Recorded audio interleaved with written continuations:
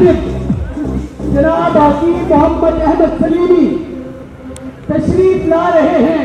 भाई पीछे अतिब्बा हेलो जनाब प्रोफेसर हकीम मंसूर अजीज साहब तशरीफ ला रहे हैं। जनाब professor Farid Yunus member national council for fifth, तमाम दोस्तों की मोहब्बत से अपने महबूब कायद का इस्तेमाल कीजिए।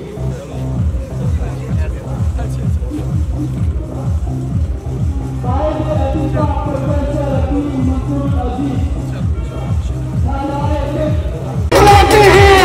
मोहम्मद अहमद सलीमी, प्रोफेसर मंसूर अजीज, प्रोफेसर फरीद यूनुस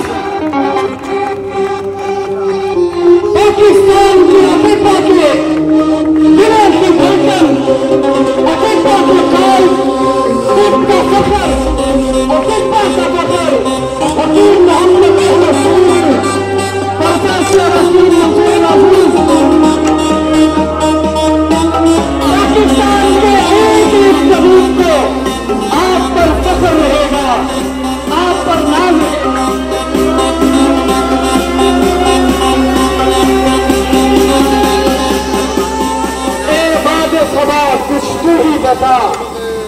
बान गिलानी साहब की मायत में यूनिफिकेशन के प्लेटफॉर्म पर अपनी अजीम तिब्बी क़यादत का इस्तेमाल किया और दिल की अथाह गहराइयों से पाकिस्तान की अजीम तिब्बी क़यादत मौजूद है।